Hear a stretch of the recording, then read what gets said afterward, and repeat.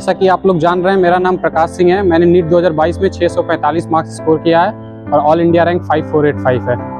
आप सबको मैं एक वेलकम करना चाहता हूं कि आप लोग यहाँ पे आए हैं और आप सब या तो IIT JEE या तो नीट की तैयारी कर रहे हैं। आप लोग भी चाहते हैं कि हम लोग यहाँ पे आज हम और जो भैया हम लोग की जो रैंक आई है, हम लोग एक तरीके से सक्सेस को जो हम लोग अचीव किए हैं, आप भी चाहते हैं कि आप उस पाथ पे चल के अपने डाउट्स को क्लियर करते हुए आगे जाएं।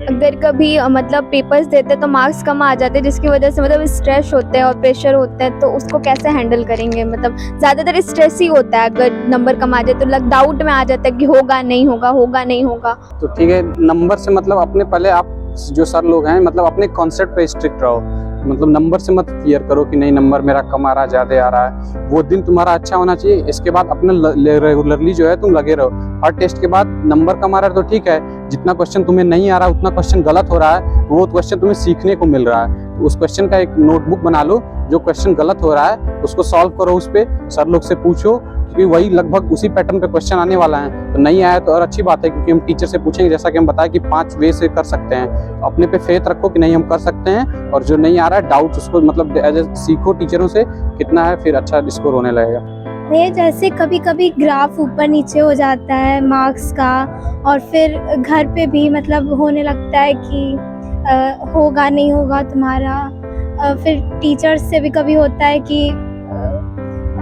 डाउट्स रहते हैं, कभी पूछ नहीं पाते, कभी पूछते हैं उस टाइम समझ में आता है, फिर घर जाके रिवाइज करते तो फिर एकदम ब्लैंक हो जाता है, वो नहीं आता है। तो उसको कैसे डील करेंगे? तो ठीक है, मतलब अभी जैसे बताया नंबर से कोई मैटर नहीं करता है। जैसे मतलब आप लोग मेडिकल फील्ड में जा रहे हैं, ECG का भी ग्राफ जो होता है वो ऊपर नीचे होते रहता है। अगर आप नीचे रहेंगे तभी आप ऊपर आने की कोशिश करेंगे। अगर हमारा नंबर कम आ रहा है तो ये अच्छा बात है कि हमें क्वेश्चन सीखने को मिल रहा है। जैसा सर लोग बताया आप 500 मार्क्स अराउंड स्कोर कर रही हैं, तो ये एक अच्छा है। और फिजिक्स में मतलब जो अभी NCERT में जितना सिलेबस दिया हुआ है उतने पे ही सॉल्व करिए। मतलब ज़्यादा इधर उधर साइड बुक सॉल्व करने की ज़रूरत नहीं है।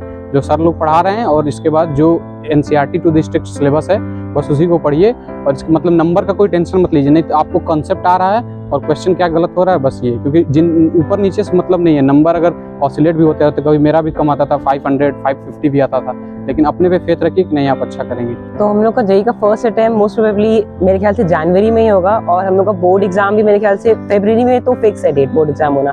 तो अभी क्या है कि हम सब पर स्ट्रेस ज़्यादा बढ़ता जाएगा, तो उसको कैसे हैंडल करें, क्योंकि JEE का फर्स्ट अटेम्प्ट भी हम लोग का जनवरी में है और कुछ अभी पार्ट्स बाकी हैं जो उतने अच्छे से कवर नहीं हुए हैं। तो उसके लिए आप क्या बताना चाहेंगे? देखो, अगर हम अपने हिसाब से बताएं कि हम क्या करते हैं, तो पहले तो बोर्ड्स को हम अपने तरह से फोकस किए थे कि एक बार अगर सारा सिलेबस कंप्लीट हो जाएगा तो ज़्यादा सही रहेगा। क्योंकि हमको ये लगता है कि केमिस्ट्री ऐसा सब्जेक्ट था कि अगर हम उसको पहली बार में पूरा पढ़े तो हमको नहीं समझ में आया, लेकिन हम उसको केमिस्ट्री को तो हम 2-3 बार में पढ़े थे। जैसे एक बार पूरा एक लेवल पे खत्म हुआ, फिर उसको जब दोबारा पढ़े तो और अच्छे से समझ में आया था। क्योंकि कुछ चैप्टर ऐसे होते हैं, कोऑर्डिनेशन, केमिस्ट्री, ये सब ऐसे चैप्टर हैं जिनकी समझ होनी चाहिए, तब और अच्छे से पीछे के चैप्टर भी समझ में आते हैं। इसलिए हम तो यही मतलब सजेस्ट करेंगे कि पहले एक बार बेसिक अपने तैयार रख लो सारे सब्जेक्ट के, सारे जितने चैप्टर हैं। जो छूट रहा है, जो एकदम नहीं हो पा रहा है उसको छोड़ दो, लेकिन फिर उसके बाद JEE का भी थोड़ा क्वेश्चन लगाते रहो, तो उससे तुमको सही रहेगा। और नहीं तो फिर JEE में तो फर्स्ट अटेम्प्ट है, उसके बाद सेकंड अटेम्प्ट भी होगा, तो उसमें तुम और अपना अच्छा कर सकते हो। एक बार बोर्ड्स लेवल का थोड़ा तैयारी हो जाए, फिर JEE को साइड बाई साइड कर लो।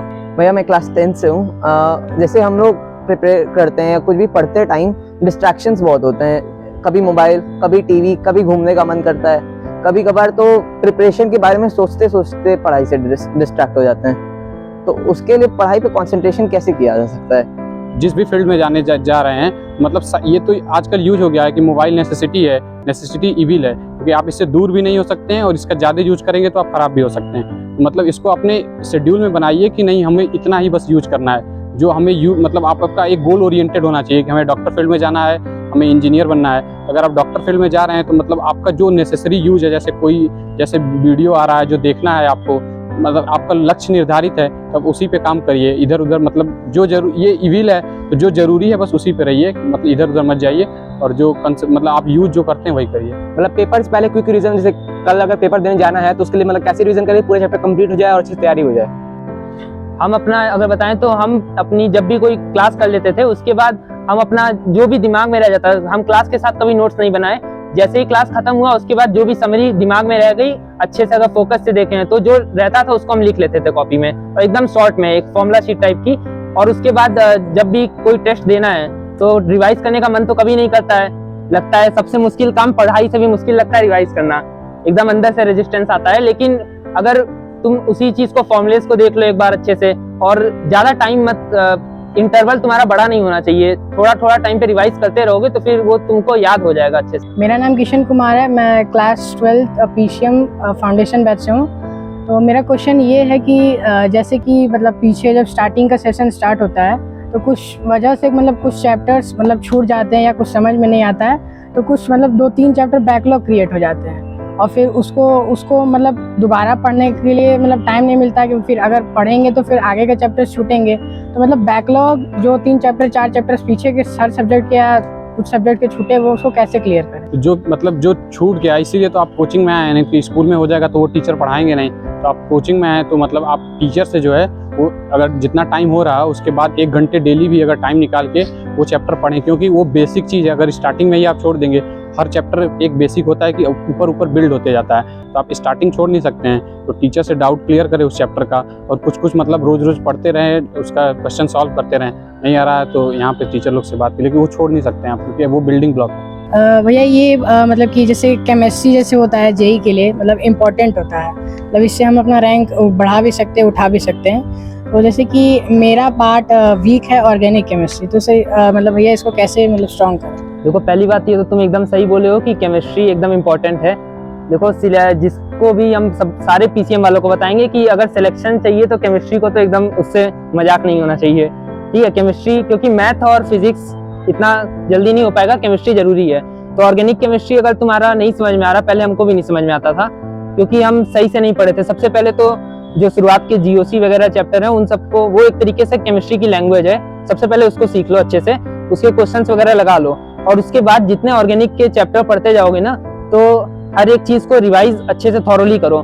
जैसे जो भी क्लास देख रहे हो, तुमको अगर तुम एक चैप्टर पढ़ लो तो उससे पीछे वाला चैप्टर भी तुमको याद होना चाहिए, क्योंकि ऑर्गेनिक में 12th के जितने क्वेश्चंस, अभी किस क्लास में हो तुम?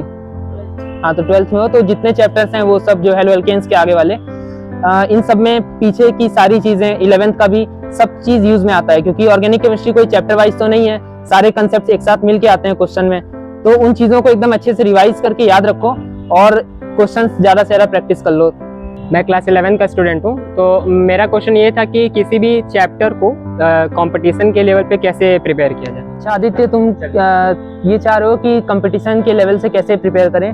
देखो कोई भी चैप्टर अगर तुम पढ़ रहे हो पहली बार, सारे चैप्टर मतलब उस चैप्टर से पर्टिकुलर से सारे क्वेश्चन खाली उसी से नहीं आएंगे, क्योंकि आगे के भी कुछ कंसेप्ट मिक्स होके क्वेश्चन बनते हैं। तो पहली बात तो क्वेश्चन, अगर तुम्हारे पास टाइम है तो उस चैप्टर से क्वेश्चन लगाने में बिल्कुल भी कमी मत करो।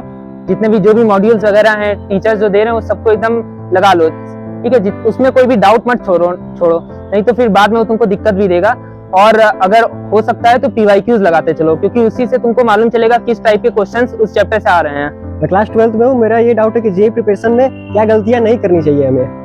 जैसे सबको बताता है कि करना क्या, लेकिन क्या गलतियां नहीं करना है, आपको एक्सपीरियंस क्या है कि क्या चीज नहीं करना चाहिए हमें, तो वो बताइए। जैसे पहली चीज तो नोट्स के साथ बिल्कुल भी खिलवाड़ मत करना, नोट्स को अच्छे से बना लो और उसको कंप्रेस करते जाओ टाइम टू टाइम, क्योंकि अगर हम अपना ऐसे कई बार किए कि कुछ चैप्टर के इतने लंबे नोट्स बना लिए और एग्जाम के पहले वो पढ़ा भी नहीं जाता है, तो उसको अपना छोटा से छोटा नोट्स बनाओ और फिर बिल्कुल भी अपनी रेगुलरिटी मत छोड़ना, क्योंकि अगर तुम कंसिस्टेंसी छोड़ दिए तो फिर सब भूल जाओगे। कि ऐसा नहीं था कि आपके क्लास 10 में 40 सब्जेक्ट थे और हमारे में 10 आ गए, तो हमें पता है कि हमें फ्यूचर में 40 सब्जेक्ट पे फोकस करना है, साइंस और मैथ्स पे। तो अभी जो क्लास 10th का एरा है, इसमें हम लोग को इन 10 सब्जेक्ट पे, ऐसा तो नहीं है कि 4 सब्जेक्ट में बहुत अच्छा कर लिया और बाकी 6 में हमने मतलब पूरा ही डुबा दिया। तो भैया उस टाइम पे आप कैसे प्रिपरेशन करते थे कि आपके मतलब सारे सब्जेक्ट्स में अच्छे अच्छे मार्क्स आ जाए? मेन सब्जेक्ट होता है फिजिक्स, केमिस्ट्री, बायोलॉजी, इसके कोचिंग कर रही हो तो ये सब्जेक्ट तुम्हारा हो जाता है। बच्चा साइड वाला सब्जेक्ट हिस्ट्री, सिविक्स, ऐसे ये होगा। ये कोई मतलब जो टीचर पढ़ा रहे हैं क्लास में उसमें 100% अटेंडेंस दो, नहीं कि ये नहीं है कि मतलब हम घर जाएंगे तो कर लेंगे फिर बाद में करेंगे, तो उसमें बाद में मत करो। जो टीचर पढ़ा रहे हैं क्लास में, अगर उसको तुम सिंसियरली सुन रही हो, नोट्स बना रही हो, तो फिर कोई दिक्कत नहीं आएगी। स्कूल का काम स्कूल में खत्म कर दो। फिर कोचिंग की बात आई तो कोचिंग का फिजिक्स, केमिस्ट्री, बायोलॉजी है, मेन यही सब्जेक्ट है, क्योंकि बिल्डिंग ब्लॉक यही है तुम्हें आगे किस फील्ड में जाना है। आप लोग के सारे क्वेश्चन जो हैं एक साथ मैं क्लब कर रहा हूँ, नीट के स्टूडेंट जितने भी हैं, कि नीट के एग्जाम में जब हम 3 घंटा बैठते हैं या गुरुकुल का टेस्ट सीरीज देते हैं तो उस 3 घंटे को कैसे यूटिलाइज करें, क्योंकि मोस्टली लोगों के नीट में डाउट है कि सर हमारे लिए फिजिक्स में समय नहीं बचता है, बाद में घर पे जाते हैं तो सॉल्व हो जाता है सर। केमिस्ट्री के लिए थोड़ा बहुत समय कम पड़ जाता है सर, घर पे जाके सॉल्व हो जाता है।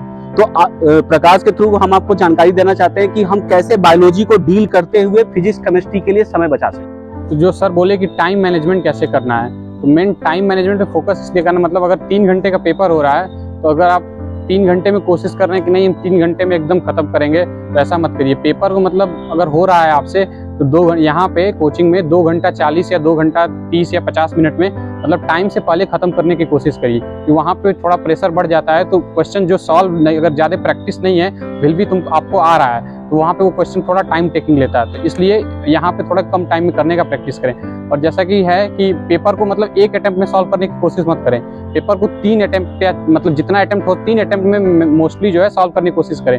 जो पहला बार की जो क्वेश्चन तुरंत आ रहा है, हमको लग रहा है कि नहीं ये क्वेश्चन प्रैक्टिस किए हैं हम, ऐसा क्वेश्चन है, क्योंकि ऐसा क्वेश्चन भी आपको एग्जाम में मिलेगा।